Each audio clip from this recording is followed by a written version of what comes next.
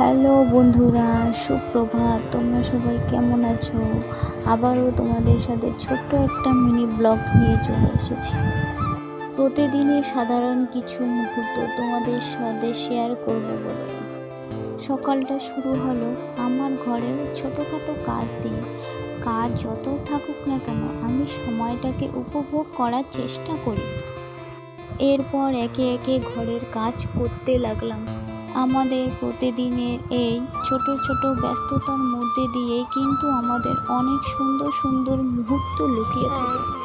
দিন শেষে একটু শান্তি, একটু হাসি আর আপনজনদের সঙ্গে একটু সময় কাটানো, এই তো জীবনের ছোট্ট সুখ।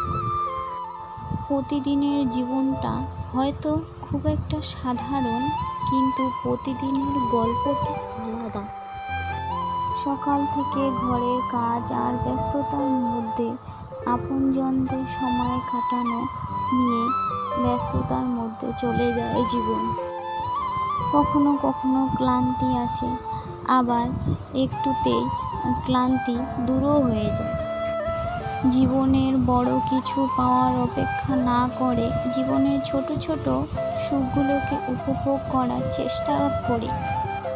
কারণ সময় একবার চলে গেলে এই ছোট ছোট মুহূর্তগুলো আর কখনো ফিরে পাবো না। তাই এগুলো মনে রেখে দেওয়ার চেষ্টা অন্তত করি।